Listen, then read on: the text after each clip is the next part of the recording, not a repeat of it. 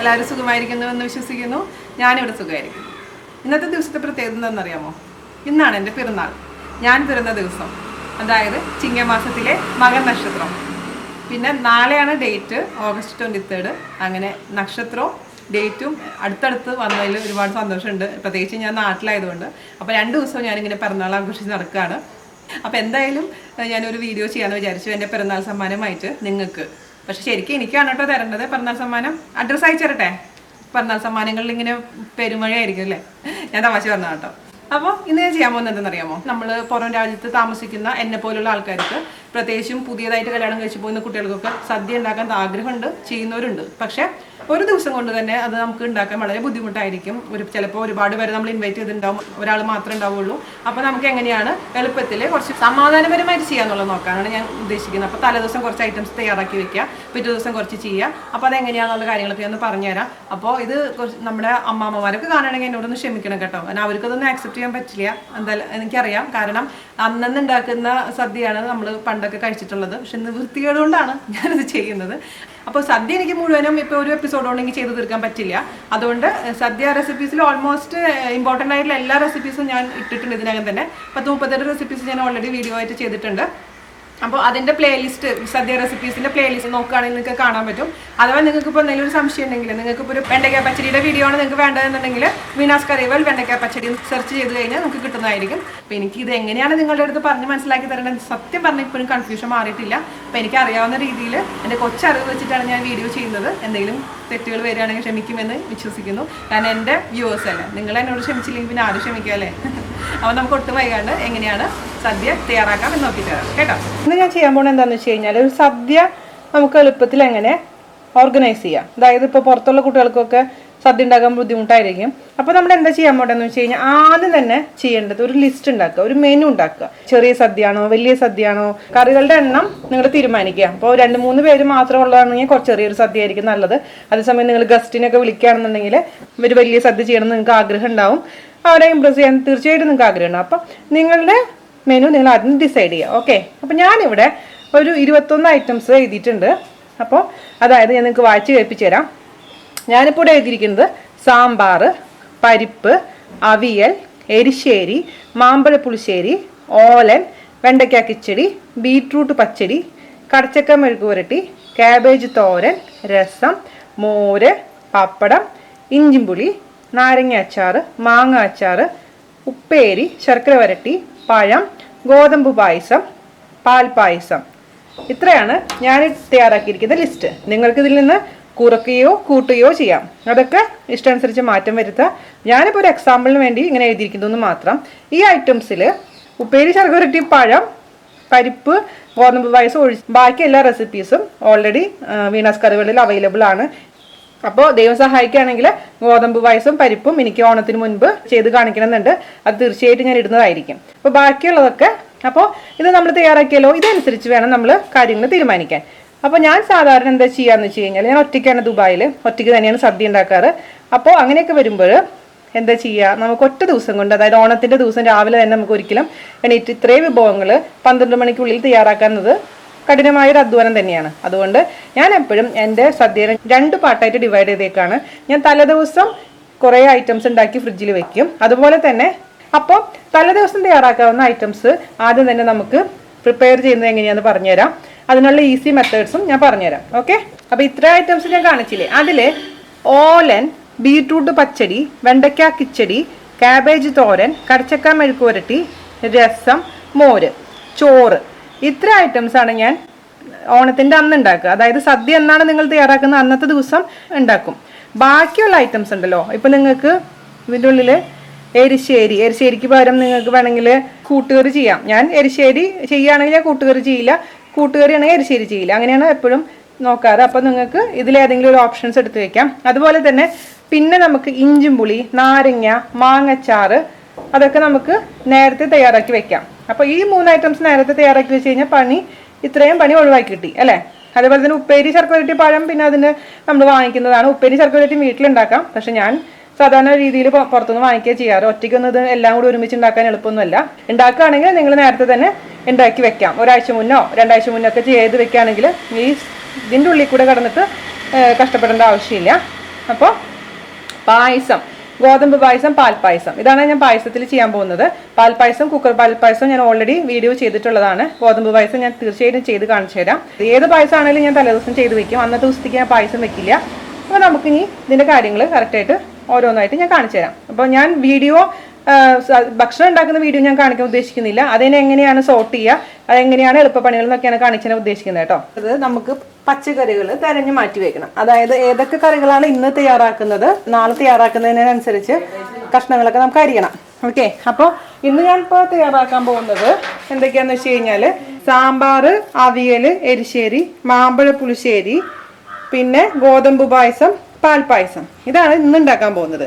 അപ്പോൾ ഈ വേണമെന്നുണ്ടെങ്കിൽ നമുക്ക് കടച്ചക്ക, മെഴുക്ക് പുരട്ടിക്കുള്ള കഷ്ണങ്ങളും രാത്രി അരിഞ്ഞു വെക്കാം. മനസ്സിലായില്ലേ? അപ്പോൾ രാവിലെ നമ്മൾ കഷ്ടപ്പെടേണ്ട ആവശ്യമില്ല. അത് ഞാൻ പുറകെ പറയാം. ഇപ്പോഴേക്ക് ആവശ്യമുള്ള കഷ്ണങ്ങളുടെ കാര്യങ്ങളൊക്കെ ഇപ്പം പറഞ്ഞ് മനസ്സിലാക്കി തരാം കേട്ടോ. സാമ്പാറിലേക്ക് അവയിലേക്കുള്ള ആവശ്യമുള്ള സാധനങ്ങളാണ് ഇപ്പോൾ തൽക്കാലം എടുത്തു വെച്ചിരിക്കുന്നത്. അതായത് പടവലങ്ങ, കുമ്പളങ്ങ, ചേന, വെണ്ടക്കായ, ഉരുളക്കിഴങ്ങ്, പച്ചക്കായ, അച്ചിങ്ങാപ്പയർ, കൊത്തമര, തക്കാളി, മത്തങ്ങ. അപ്പോൾ ഇത്ര ഐറ്റംസ് നമുക്ക് അരിയണം. അപ്പോൾ സാമ്പാറിലേക്കും അവയിലേക്കും അരിഞ്ഞ് ഞാൻ ജസ്റ്റ് ഒന്ന് കാണിച്ചു തരാം. ഞാൻ ഓൾറെഡി വീഡിയോ ചെയ്തിട്ടുള്ളതാണ്. അതിൽ അരിഞ്ഞ് കഷ്ണങ്ങളാണ് ഞാൻ കാണിച്ചിരിക്കുന്നത്. അപ്പോൾ കുറേ കുട്ടികൾ എൻ്റെ അടുത്ത് പറഞ്ഞു കഷ്ണങ്ങൾ നീളത്തിൽ കരിയുന്നൊന്ന് ചേച്ചി ഒന്ന് കാണിച്ചു തരുമെന്ന് പറയുന്നതുകൊണ്ട് ജസ്റ്റ് ഒരു എക്സാമ്പിൾ മാത്രം ഒന്ന് കാണിച്ചു തരാം. ഓക്കെ, അപ്പോൾ എടുക്കുമ്പോൾ 2 കറിയിലേക്ക് വേണം. അതായത് സാമ്പാറിലേക്ക് നമ്മൾ ക്യാരറ്റ് എടുക്കും, അതുപോലെ തന്നെ അവയിലേക്കും ക്യാരറ്റ് എടുക്കും. അപ്പോൾ സാമ്പാറിലേക്ക് എടുക്കുന്ന ക്യാരറ്റ് കുറച്ച് വലുതാക്കി അരിയണം, അതുപോലെ തന്നെ അവയിലേക്കുള്ളത് നീളത്തിൽ അരിയണം. അപ്പോൾ ക്യാരറ്റ് എടുക്കുമ്പോൾ 2 പാത്രം എടുത്ത് വെക്കുക. ഒരു പാത്രത്തിലോട്ട് സാമ്പാറിൻ്റെ രീതിയിൽ അരിഞ്ഞിടുക, മറ്റേ പാത്രത്തിലോട്ട് നമുക്ക് അവയിലിനുള്ള രീതിയിൽ അരിഞ്ഞിടാം. ഓക്കെ, അപ്പം ഞാനിവിടെ 4 ക്യാരറ്റ് എടുത്തിട്ടുണ്ട്. 4 ക്യാരറ്റിൽ 2 ക്യാരറ്റ് ഞാൻ അവയിലേക്കും 2 ക്യാരറ്റ് ഞാൻ സാമ്പാറിലേക്കാണ് എടുക്കുന്നത്. ഓക്കെ, അപ്പോൾ ഞാൻ പറഞ്ഞു വന്നത് എന്താണെന്ന് വെച്ച് കഴിഞ്ഞാൽ ഏത് കഷ്ണമാണോ നിങ്ങൾ എടുക്കുന്നത് അത് വേറെ കറിയിലേക്കും ആവശ്യമുണ്ടോയെന്ന് നോക്കുക. അപ്പോൾ പിന്നെ എപ്പോഴും നമ്മൾ അരിയുമ്പോൾ അത് ഒരുമിച്ച് അരിഞ്ഞ് വെച്ച് കഴിഞ്ഞാൽ അത്രയും പണി എളുപ്പമായിരിക്കും. അപ്പോൾ ഈ ക്യാരറ്റ് നമ്മുടെ സാമ്പാറിലേക്ക് അരിയുമ്പോൾ അറിയാലോ കുറച്ച് വലുതായിട്ടാണ് നമ്മൾ എപ്പോഴും അരിയുക. ഈ ഒരു സൈസിലൊക്കെയാണ് നമ്മൾ സാമ്പാറിലേക്ക് ഇടുക. സാമ്പാറിൽ കുറച്ച് വലിയ കഷ്ണങ്ങൾ കാണാനാണ് നന്നായിട്ടുണ്ടാവുക. സാമ്പാറിന് ഒരു പാത്രം മാറ്റി വയ്ക്കുക, അതിലേക്ക് വേണ്ട കഷ്ണങ്ങൾ ഇട്ട് കൊടുക്കുക. ഓക്കെ, ബാക്കി ഉള്ള 2 ക്യാരറ്റ് നമുക്ക് എന്താ ചെയ്യേണ്ടത്, അവയിലേക്കുള്ളതാണ് അല്ലേ. അപ്പോൾ അവയിലേക്കുള്ളപ്പോൾ നിങ്ങൾക്ക് അറിയാം, അവയിലേക്ക് എപ്പോഴും നമ്മൾ നീളത്തിൽ മാത്രമേ കഷ്ണങ്ങൾ അരിയാൻ പാടുള്ളൂ.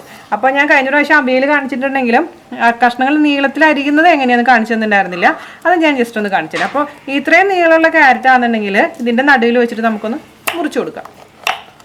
ഓക്കെ, എന്നിട്ട് അതിനെ നമുക്ക് ഒരു കഷ്ണത്തിന് നമുക്ക് വീണ്ടും നടുവിൽ വെച്ച് മുറിക്കുക. അതിനുശേഷം ഈക്വൽ പാർട്സ് ആയിട്ട് അങ്ങ് കട്ട് ചെയ്തെടുക്കാം.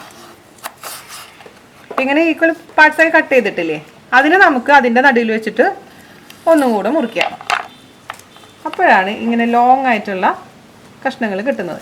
ഇതാണ് അവയിലിൻ്റെ പരുവം, കഷ്ണങ്ങളുടെ സൈസ് എന്ന് പറയുന്നത്. അപ്പോൾ ഈ ഒരു രീതിയിൽ കഷ്ണങ്ങൾ അരിഞ്ഞെടുക്കട്ടെ കേട്ടോ. ഇപ്പോൾ വലിയ പാത്രത്തിലോട്ട് ഇട്ട് കൊടുക്കുക അവയിലേക്കുള്ള കഷ്ണങ്ങൾ, കാരണം അവയിലേക്ക് ഇനി കുറേ കഷ്ണങ്ങൾ വേണമല്ലോ. പിന്നെ നമ്മൾക്ക് വേണ്ടത് കുമ്പളങ്ങയാണ്. കുമ്പളങ്ങ ഞാൻ ഇതേപോലെ തന്നെ സാമ്പാറിലേക്ക് എടുക്കുന്നുണ്ട്, പിന്നെ അവയിലേക്ക് എടുക്കുന്നുണ്ട്. അപ്പോൾ കുമ്പളങ്ങ സാമ്പാറിലേക്കൊക്കെ അല്പം ഇട്ടാൽ മതി കേട്ടോ. ഒരുപാട് കഷ്ണങ്ങൾ, പ്രത്യേകിച്ച് സദ്യ സാമ്പാറിൽ ഒരുപാട് കഷ്ണങ്ങളുടെ ആവശ്യമൊന്നുമില്ല. അപ്പോൾ ഇതിൻ്റെ തൊലി ഇതേപോലെ തന്നെ കളയുക. പിന്നെ താത്തി ചത്തിക്കോളൂ കേട്ടോ. അപ്പോൾ പ്രത്യേകിച്ചും വിഷമയമാണ് നമ്മുടെ പച്ചക്കറികൾ. മാക്സിമം എല്ലാം കഴുകി എടുക്കുക, നന്നായി കഴുകുക, മഞ്ഞപ്പൊടിയിലോ ഉപ്പിലൊക്കെ ഇട്ട് നന്നായി കഴുകുക. ഇപ്പോൾ ചില ഡോക്ടേഴ്സ് പറയുന്നത് സവാള പോലും കഴുകണമെന്നാണ്, അത്രയും വിഷമയമാണ് നമ്മുടെ പച്ചക്കറികൾ. എന്താ ചെയ്യുക, പണ്ടൊന്നും അമ്മമാർ തൊലിയോട് കൂടിയിട്ടാണ് ഇവിടുത്തെ എന്തോ നമ്മുടെ ഗുരുവായൂർ അമ്പലത്തിൽ നിന്ന് കിട്ടുന്ന സാമ്പാറിലത്തെ മത്തങ്ങയുടെ തൊലിയൊന്നും കളയാണ്ടാണ് അവർ ഇടുന്നത്. അതിനൊക്കെ എന്ത് ടേസ്റ്റാണെന്ന് അറിയാം. പക്ഷെ കുമ്പളങ്ങ നുറുക്കുമ്പോൾ ഈ ഒരു വലിപ്പത്തിലാണ് നമുക്ക് കുമ്പളങ്ങയുടെ കഷ്ണങ്ങൾ സാമ്പാറിലേക്ക് വേണ്ടത്. ഓക്കെ, അപ്പോൾ അതൊരു 4-5 കഷ്ണം സാമ്പാറിലേക്ക് അരിഞ്ഞിട്ട് കൊടുക്കുക. അപ്പോൾ നിങ്ങളുടെ സാമ്പാർ എത്ര, അതായത് ക്വാണ്ടിറ്റി എത്ര ഉണ്ട് അതിനനുസരിച്ച് വേണം കേട്ടോ കഷ്ണങ്ങളുടെ എണ്ണൊക്കെ തീരുമാനിക്കാൻ. ഞാനിപ്പോൾ ഒരു ചെറിയ ക്വാണ്ടിറ്റിയിലാണ് ഉണ്ടാക്കുന്നത്, അതുകൊണ്ട് ഒരുപാട് കഷ്ണങ്ങളൊന്നും ഇടുന്നില്ല. ഒരു ഇത്ര 4-5 കഷ്ണം മാത്രമേ ഞാനിപ്പോൾ സാമ്പാറിലേക്ക് കുമ്പളങ്ങ ഇട്ട് കൊടുക്കുന്നുള്ളൂ. ഓക്കെ, അപ്പോൾ സാമ്പാറിൻ്റെ പാത്രം എടുക്കുക, അതിലോട്ട് കുമ്പളങ്ങ കഷ്ണങ്ങൾ ഇട്ട് കൊടുക്കുക. അപ്പോൾ നമ്മുടെ കുമ്പളങ്ങ ഇതേപോലെ നീളത്തിൽ അരിഞ്ഞിട്ട് വീണ്ടും എൻ്റെ നടുവിൽ കൂടെ ഒന്നും കൂടെ മുറിക്കുക. അതാണ് എൻ്റെ അവയിലേക്കുള്ള കുമ്പളങ്ങയുടെ വലിപ്പം കേട്ടോ. അപ്പോൾ ഞാനൊരു എക്സാമ്പിൾ ഇത് മാത്രം കാണിച്ചിരുന്നു എന്ന് മാത്രം. ഇനി നിങ്ങൾ എന്തൊക്കെയാണ് ഇപ്പോൾ അവയിലേക്ക് ഇടാൻ ഉദ്ദേശിക്കുന്ന ആ പച്ചക്കറികളെല്ലാം ഇതേ വലിപ്പത്തിൽ അരിഞ്ഞു വയ്ക്കുക. അപ്പോൾ ഇത് അവയിലിൻ്റെ പാത്രത്തിലോട്ട് ഇട്ട് കൊടുക്കാം. അപ്പോൾ മൊത്തത്തിൽ എല്ലാം അരിഞ്ഞതിന് ശേഷം ഞാൻ കാണിച്ചു തരാം. മത്തങ്ങ ഞാനിപ്പോൾ എരിശ്ശേരിക്കും മത്തങ്ങ എനിക്ക് ആവശ്യമാണ്, അതുപോലെ തന്നെ സാമ്പാറിലേക്ക് ആവശ്യമാണ്, മനസ്സിലായോ? പക്ഷേ എൻ്റെ ഇതെന്ന് വെച്ച് കഴിഞ്ഞാൽ രണ്ടിലും ഏകദേശം സെയിം സൈസ് തന്നെയാണ് വേണ്ടത്. രണ്ടിലേക്കും ഇതേപോലെ തന്നെ ഒരേ സൈസിൽ തന്നെ അരിഞ്ഞിട്ട് 2 പാത്രത്തിലോട്ട് ആക്കി വെച്ചാൽ മതി. അപ്പോൾ മത്തങ്ങ എടുക്കുമ്പോൾ അത് ശ്രദ്ധിക്കുക. അതുപോലെ തന്നെ കൂട്ടുകറി ആണെന്നുണ്ടെങ്കിൽ നിങ്ങൾ കൂട്ടുകറിക്ക് ആവശ്യമുള്ള സാധനങ്ങൾ എന്തൊക്കെയാണ്? കടലപ്പരിപ്പ്, അതുപോലെ തന്നെ ചേന, കായ. അപ്പോൾ ചേന എടുക്കുമ്പോൾ അവയിലേക്ക് എടുക്കുക, അതുപോലെ തന്നെ കൂട്ടുകറിയിലേക്ക് എടുക്കുക. അപ്പോൾ ആ ഒരു പോയിന്റ് മനസ്സിലാക്കി കഴിഞ്ഞാൽ നമുക്ക് എളുപ്പത്തിൽ കാര്യങ്ങൾ ചെയ്യാൻ പറ്റും. അപ്പോൾ ഇത് രണ്ടിലേക്കും കൂടിയാണ് കേട്ടോ ഞാൻ അരിയുന്നത്, സാമ്പാറിലേക്കും എരിശ്ശേരിയിലേക്കും. ഇത്ര മതി, അത് മാറ്റി വയ്ക്കാം. അപ്പോൾ നമ്മുടെ അവയിലിനുള്ള കഷ്ണങ്ങളെല്ലാം റെഡി ആയിട്ടുണ്ട്, എല്ലാം നീളത്തിൽ അരിഞ്ഞിട്ടിട്ടുണ്ട്. അപ്പോൾ അവയിൽ ഉണ്ടാക്കാൻ പോവാണ്. അതുപോലെ തന്നെ പിന്നെ റെഡി ആയിട്ടുള്ള കഷ്ണങ്ങൾ എന്താണെന്ന് വെച്ച് കഴിഞ്ഞാൽ സാമ്പാറിലേക്കുള്ളത്. സാമ്പാറിലേക്ക് മത്തങ്ങ, ക്യാരറ്റ്, പിന്നെ കുറച്ച് കുമ്പളങ്ങ എടുത്തിട്ടുണ്ട്. പിന്നെ നമുക്ക് ആവശ്യമുള്ളത് വെണ്ടക്കായാണ്. അത് വെണ്ടക്കായ നമ്മൾ അവസാനം ഇടാറുള്ളൂ. അപ്പോൾ ഇതും കഷ്ണങ്ങൾ റെഡി ആയിട്ടുണ്ട് സാമ്പാറിൻ്റെ. പിന്നെ അതുപോലെ തന്നെ മത്തങ്ങ എരിശ്ശേരിക്കുള്ളത് പയർ മത്തങ്ങ എരിശ്ശേരിയാണ് ഞാൻ ചെയ്യാൻ പോകുന്നത്. അപ്പോൾ പയർ ഓൾറെഡി ഞാൻ കുതിർക്കാൻ ഇട്ടിട്ടുണ്ട്. അതുപോലെ തന്നെ നമ്മുടെ മത്തങ്ങ റെഡി ആയിട്ടുണ്ട്. അപ്പോൾ 3 കറിക്കുള്ള കഷ്ണങ്ങൾ ഓൾറെഡി റെഡി ആയിട്ടുണ്ട്. ഓക്കെ, ഞാൻ എടുത്തിരിക്കുന്ന മെനുവിൽ പിന്നെ ഉള്ളതാണ് കുമ്പളങ്ങ ഓലൻ. അപ്പോൾ കുമ്പളങ്ങ ഓലൻ നമ്മൾ പിറ്റേ ദിവസമാണ് ചെയ്യുന്നത്, അതായത് സദ്യ ചെയ്യുന്ന ദിവസമാണ് കുമ്പളങ്ങ ഓലൻ ഉണ്ടാക്കുക. പക്ഷേ നിങ്ങൾക്ക് വേണമെന്നുണ്ടെങ്കിൽ നമുക്ക് തലേദിവസം വേവിച്ച് വെക്കാം. ഇത് വെള്ളത്തിൽ ഉപ്പിട്ടിട്ട് വേവിച്ച് വെക്കാം, അല്ലെങ്കിൽ വെറുതെ കഷ്ണങ്ങളാക്കി നുറുക്കി വെക്കുകയും ചെയ്യാം. അതുപോലെ തന്നെ ബീട്രൂട്ട്, പച്ചടിക്കുള്ള ബീട്രൂട്ട് വേവിച്ച് അരച്ച് വെക്കാം. അപ്പോൾ പിറ്റേ ദിവസം ജസ്റ്റ് നാളികേരവും എല്ലാം നമ്മുടെ തൈരും കൂടെ കൂട്ടി ചേർത്ത് എടുത്ത് റെഡിയാക്കിയാൽ മതിയാവും. അപ്പോൾ അത് നിങ്ങൾ എന്താണ് നിങ്ങൾക്ക് സൗകര്യം അതുപോലെ ചെയ്യാം. മാമ്പഴപ്പുളിശ്ശേരി രാവിലെ റെഡിയാക്കിയിട്ടുണ്ട്, അത് ഓൾറെഡി റെഡിയാണ്. അപ്പോൾ ഒന്നും ചെയ്യാനില്ല. ഇതിപ്പോൾ ഫ്രിഡ്ജിൽ വെക്കേണ്ട ആവശ്യമൊന്നുമില്ല, കാരണം മാമ്പഴപ്പുളിശ്ശേരി കേടാവില്ല, ഇരിക്കുന്നതോറും ടേസ്റ്റ് കൂടുകയുള്ളൂ. അപ്പോൾ ഇത് പുറത്ത് വെച്ചാൽ മതി. ഇഞ്ചിപ്പുളിയും നാരങ്ങയും മാങ്ങയും വടകപ്പുളി നാരങ്ങ ഉണ്ടല്ലോ അത് റെഡിയാക്കിയിട്ടുണ്ട്. അതുപോലെ തന്നെ മാങ്ങ അച്ചാറും റെഡിയാക്കിയിട്ടുണ്ട്. അപ്പോൾ ഈ അച്ചാർ ഐറ്റംസ് ഒക്കെ നമ്മൾ നേരത്തെ റെഡിയാക്കി വെക്കുക. പിന്നെ നമ്മൾ എന്താ ചെയ്യേണ്ടതെന്ന് വെച്ച് കഴിഞ്ഞാൽ ആവശ്യത്തിനുള്ള നാളികേരം ചെരുകി സൂക്ഷിച്ച് വെക്കുക. അപ്പോൾ തലേദിവസം, അതായത് ഗ്രേറ്റഡ്, ഇപ്പോൾ പുറത്തൊക്കെ ആണെങ്കിൽ ഗ്രേറ്റഡ് നാളികേരം നമുക്ക് വാങ്ങിക്കാൻ കിട്ടും. പക്ഷെ നാട്ടിലൊക്കെ ആണെങ്കിൽ നാളികേരം നേരത്തെ ചെരുകി വെക്കുകയാണെങ്കിൽ പിന്നെ അന്നത്തെ ദിവസം നമ്മൾ ചെരുകാൻ നിൽക്കണ്ട. ഇപ്പോൾ പായസത്തിലേക്ക് നാളികേരം വേണം. അപ്പോൾ ഞാനിപ്പോൾ ഇത് ഗോതമ്പ് പായസത്തിലേക്ക് എടുത്തിരിക്കുന്ന നാളികേരമാണ്, ഗോതമ്പ് പായസം ഉണ്ടാക്കാൻ വേണ്ടിയിട്ട്. പക്ഷേ ചേച്ചിമാർ ചെരുകിക്കൊണ്ടിരിക്കുന്നുണ്ട്. അവിയലിലേക്കും എല്ലാത്തിലേക്കും നാളികേരം വേണ്ടേ, എരിശ്ശേരിയിലേക്കൊക്കെ നാളികേരം വേണം. അതൊക്കെ നേരത്തെ ഒന്ന് ചെരുകി റെഡിയാക്കി വെക്കാം കേട്ടോ. ഞാൻ പറഞ്ഞില്ലേ ഞാൻ കടച്ചക്ക മെഴുക്ക് വരട്ടിയാണ് ഉണ്ടാക്കാൻ പോകുന്നത്. ഞാൻ കടച്ചക്ക മെഴുക്ക് വരട്ടി ഇതിന് മുമ്പ് ഇട്ടുണ്ടായിരുന്ന വീഡിയോ അത് നോക്കിക്കോളൂ മറക്കാതെ. അപ്പോൾ ഇതിൻ്റെ തൊലിയൊക്കെ കളഞ്ഞ് കഷ്ണങ്ങളാക്കിയതിന് ശേഷം ഉപ്പിട്ടിട്ട് വേവിച്ച് വെക്കാൻ പോവാണ്. അപ്പോൾ വേവിച്ച് വെച്ച് കഴിഞ്ഞാൽ പിന്നെ നാളെ അത് ഉള്ളിമുളകും കുത്തി കാച്ചിയാൽ മാത്രം മതി. അപ്പോൾ അത്രയും സമയം നമുക്ക് ലാഭമായി കിട്ടും. അപ്പോൾ ഇത് ഞാൻ കുമ്പളങ്ങ ഓലന് വേണ്ടിയിട്ട് കുമ്പളങ്ങ അരിഞ്ഞ് ഉപ്പിട്ട് വേവിച്ച് വെച്ചിരിക്കുന്ന കുമ്പളങ്ങയാണ്. അപ്പോൾ നാളെ, അതായത് സദ്യ ഉണ്ടാക്കുന്ന ദിവസം, നമുക്കതിലേക്ക് നാളികേരപ്പാലും പിന്നെ പച്ചമുളകും കറിവേപ്പിലയും വെളിച്ചെണ്ണയും മാത്രം ഒഴിച്ച് മിക്സ് ചെയ്തെടുത്താൽ മതി. അപ്പോൾ ആ പണി എളുപ്പമായി. അപ്പോൾ ഇത് റെഡി ആയിട്ടുണ്ട്. ഇത് ചൂടാറിയതിന് ശേഷം ഞാനെടുത്ത് ഫ്രിഡ്ജിൽ വെക്കാൻ പോവാണ്. ഇന്ന് ഞാൻ ഉണ്ടാക്കിയിട്ടുള്ള സംഭവങ്ങളൊക്കെ കാണിച്ചു തരാം. ഇനി നാളെയാണ് ബാക്കിയുള്ള ഐറ്റംസ് ഒക്കെ കാണിക്കാൻ പോകുന്നത്. അതായത് ഇപ്പോൾ ഞാൻ റെഡിയാക്കിയിരിക്കുന്നത് എരിശ്ശേരി, പയർ മത്തങ്ങ എരിശ്ശേരി റെഡി ആയിട്ടുണ്ട്, കുക്കർ പാൽപ്പായസം റെഡി ആയിട്ടുണ്ട്, സാമ്പാർ, അവിയൽ, മാമ്പഴ പുളിശ്ശേരി, ഗോതമ്പ് പായസം. ഇത്ര ഐറ്റംസ് നമുക്ക് യൂസ് ചെയ്യുന്ന രീതിയിലുള്ള റെഡി ആയിട്ടുണ്ട്. വേവിച്ച് വെച്ചിട്ടുണ്ട്, ഉപ്പിട്ട് വേവിച്ച് വെച്ചിട്ടുണ്ട്. അതുപോലെ തന്നെ കടച്ചക്ക ഉപ്പും മഞ്ഞൾപ്പൊടി ഇട്ടിട്ട് വേവിച്ച് വെച്ചിട്ടുണ്ട്. ഇത് രണ്ടും. അപ്പോൾ ഇത്ര ഐറ്റംസ് ഞാൻ തണുത്ത് കഴിഞ്ഞ് കഴിഞ്ഞാൽ ഫ്രിഡ്ജിലെടുത്ത് വെക്കും. അപ്പോൾ നിങ്ങൾക്ക് ഈ എരിശ്ശേരിക്ക് പകരം കൂട്ടുകറി ആണെങ്കിലും എന്താണെങ്കിലും നിങ്ങൾക്ക് ഇതേപോലെ തയ്യാറാക്കാൻ തലേദിവസം, അതിനുശേഷം ഫ്രിഡ്ജിലെടുത്ത് വെക്കാവുന്നതാണ്. ഇതൊക്കെ തണുത്തതിന് ശേഷം മാത്രം ഫ്രിഡ്ജിലെടുത്ത് വെക്കാൻ പാടുള്ളൂ, അല്ലെങ്കിൽ പെട്ടെന്ന് തന്നെ കേടായിട്ട് പോവും. അത് പ്രത്യേകിച്ച് സൂക്ഷിക്കുക. അപ്പോൾ രാത്രിക്കാണ് നിങ്ങൾ ഉണ്ടാക്കണമെന്നുണ്ടെങ്കിൽ എന്താ ചെയ്യേണ്ടത്, ഫാനിൻ്റെ താഴെയോ അങ്ങനെ വെച്ചിട്ട് ഫുള്ളായിട്ട് ചൂടാറ്റുക. അതിനുശേഷം അടച്ചുറപ്പുള്ള പാത്രത്തിൽ എടുത്തിട്ട് ഫ്രിഡ്ജിൽ വെക്കുക. പക്ഷെ അവിയലൊക്കെ പ്രത്യേകിച്ചും ഫ്രിഡ്ജിൽ വെച്ചേ പറ്റൂ, കാരണം നാളികേരം ഉള്ളതാണ്, തൈര് ഉള്ളതാണ്. ഫ്രിഡ്ജിൽ വെച്ചില്ലെങ്കിൽ കേടായിട്ട് പോകും. അതേപോലെ തന്നെ എരിശ്ശേരിയും ബാക്കി എല്ലാ സാധനങ്ങളും ഫ്രിഡ്ജിൽ വെച്ചേ പറ്റുള്ളൂ. പായസമൊക്കെ ചൂടായ നാളികേരപ്പാലിൻ്റെയാണ് പായസം, ഗോതമ്പ് പായസമൊക്കെ തയ്യാറാക്കിയിരിക്കുന്നത്. അതെല്ലാം ചൂടാറിയതിന് ശേഷം ഫ്രിഡ്ജിലെടുത്ത് വെക്കുക. അപ്പോൾ നമ്മൾ 12 മണിക്കാണ് ഉച്ചയ്ക്ക് ഊണ് വിളമ്പുന്നുണ്ടെങ്കിൽ കുറച്ചൊരു 10 മണിക്കാകുമ്പോൾ പുറത്തെടുത്ത് വെച്ചിട്ട് എല്ലാം ഒന്ന് ചൂടാക്കി വെക്കുക. അപ്പോൾ നാളത്തെ കാര്യം നാളെ ഞാൻ കാണിക്കാം. ഓക്കെ, പിറ്റേ ദിവസം രാവിലെ ആയിട്ടുണ്ട്. നമുക്കിനി സദ്യയുടെ ഓരോ പരിപാടികൾ ചെയ്യാൻ തുടങ്ങാം. അപ്പോൾ ഞാനിപ്പോൾ അതേ ബീട്രൂട്ട് വേവിച്ച് വെച്ചിട്ടുണ്ട്. ഇത് നന്നായിട്ട് അരയ്ക്കണം. ബീട്രൂട്ട് പച്ചടിക്കുള്ള ബീട്രൂട്ട് റെഡിയാക്കാൻ പോകണം. അതിൻ്റെ ബീട്രൂട്ട് പച്ചടി ചെയ്തിട്ടുള്ളവർക്ക് അറിയാൻ പറ്റും അതിൻ്റെ റെസിപ്പി. അപ്പോൾ അത് നിങ്ങൾ നോക്കുക. ഞാൻ പിന്നെ ഇന്നലെ ഒരു കാര്യം പറയാൻ മറന്നു പോയിട്ടുണ്ടായിരുന്നു. എന്താണ് കാളൻ്റെ കാര്യം. അതായത് കാളൻ ഒഴിച്ചുകൂടാൻ പറ്റാത്തൊരു വിഭവമാണ് നമ്മുടെ സദ്യയിൽ. അപ്പോൾ കട്ടിക്കാളനാണ് ഞാൻ ഉണ്ടാക്കിയിരിക്കുന്നത്. അത് ഇന്നലെ അടുക്കളയിൽ അടച്ചു വെച്ചിരിക്കുകയായിരുന്നു, അതെടുക്കാനേ മറന്നുപോയി. അപ്പം നിങ്ങളുടെ ഈ വീഡിയോയ്ക്ക് വേണ്ടി മാത്രം ഞാൻ ഇന്ന് ഈ സദ്യ ഉണ്ടാക്കുന്നത്. അതുകൊണ്ട് ഞാൻ ചെറിയൊരു ലിസ്റ്റ് ഇട്ടു മാത്രം കേട്ടോ. അപ്പം ഞാൻ ഇന്ന് ഉണ്ടാക്കിയ കറികൾ എന്താണെന്ന് വെച്ച് കഴിഞ്ഞാൽ ബീറ്റ്റൂട്ട് പച്ചടി, കുമ്പളങ്ങ ഓലൻ, കടച്ചക്ക മെഴുക്കുവരട്ടി. കടച്ചക്ക ഇന്നലെ ഉപ്പിട്ട് വേവിച്ച് വെച്ചിട്ടുണ്ടായിരുന്നല്ലോ, അത് ഇന്ന് പുളിമുളകും കുത്തിക്കാച്ചിയതാണത്. കാബേജ് തോരൻ ഇന്ന് തന്നെ രാവിലെ അരിഞ്ഞിട്ട് പിഴിഞ്ഞ് വെച്ചു, അതിനുശേഷം ആക്കിയതാണിത്. ഇതാണ് ഞാൻ പറഞ്ഞത് കട്ടിക്കാളൻ. ഞാൻ ഇന്നലെ ഉണ്ടാക്കിയിട്ടുണ്ടായിരുന്നു, അത് പറയാൻ മറന്നു, എൻ്റെ മനസ്സിൽ നിന്ന് വിട്ടുപോയി. ലിസ്റ്റിലും മെനുവിലും ഉണ്ടായിരുന്നില്ല.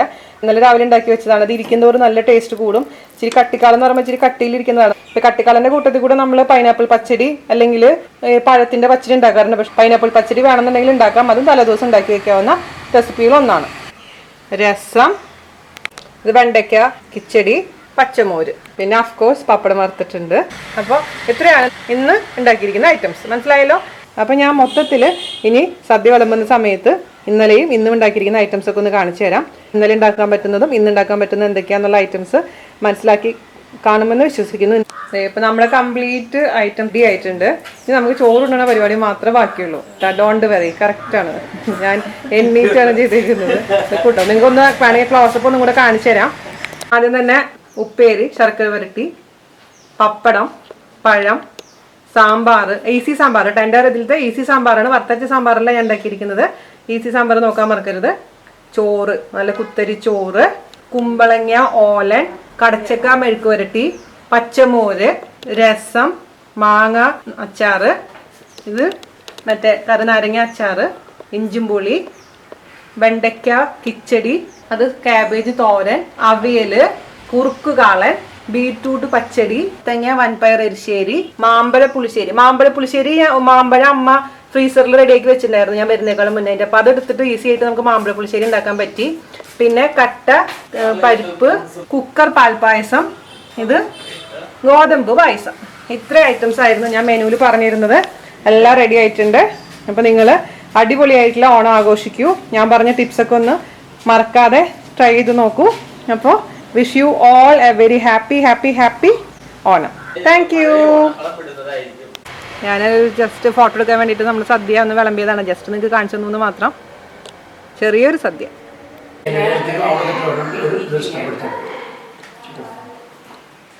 കറികളൊക്കെ അടിപൊളി, നല്ല കറിയായിട്ടുണ്ട്. എല്ലാം എത്ര തരം കറികളാണ്. ഓണസദ്യ ഗംഭീരമായിട്ടുണ്ട്. എന്തായാലും അതല്ല ഉപ്പ് എടുത്തോണ്ട് തണുത്ത് പോയിണ്ടാവും. നല്ല പരിപാടിയല്ലേ അമ്മേ? തലേന്ന് കൈയൊക്കെ ഒന്ന് എടുത്തേ, ഒന്ന് ചിരിച്ചേ. അമ്മനെ ആദ്യമായിട്ടാണ് കേട്ടോ ഞാൻ കാണിക്കുന്നത്. ഒരുപാട് പേര് എന്നോട് റിക്വസ്റ്റ് ചെയ്തിരുന്നു അമ്മേനെ കാണിക്കുന്നത്. അമ്മയ്ക്ക് വയ്യാത്തതുകൊണ്ടാണ് ഞാൻ കാണിക്കാതിരുന്നത്. ഇപ്പോഴും അസുഖമൊന്നും മാറിയിട്ടില്ല. എന്നാൽ പോലും നിങ്ങൾ പറഞ്ഞ കാരണം ജസ്റ്റ് ഒന്ന് കാണിക്കണമെന്ന് മാത്രം. അമ്മ ഒന്ന് ചിരിക്കോ? തമ്പായി കിങ്ങിണി, അവളെ കിങ്ങിണി എന്നാണ് നമ്മൾ വീട്ടിൽ വിളിക്കുന്നത്. മേഘ എന്നാണ് പേര്. ഇതാണ് സരോജിനി ചേച്ചി, ശാന്ത ചേച്ചി, നമ്മുടെ അജിത ചേച്ചി. അജിത ചേച്ചിനൊക്കെ നിങ്ങൾക്ക് പിന്നെ പരിചയമാണല്ലോ എല്ലാവരും.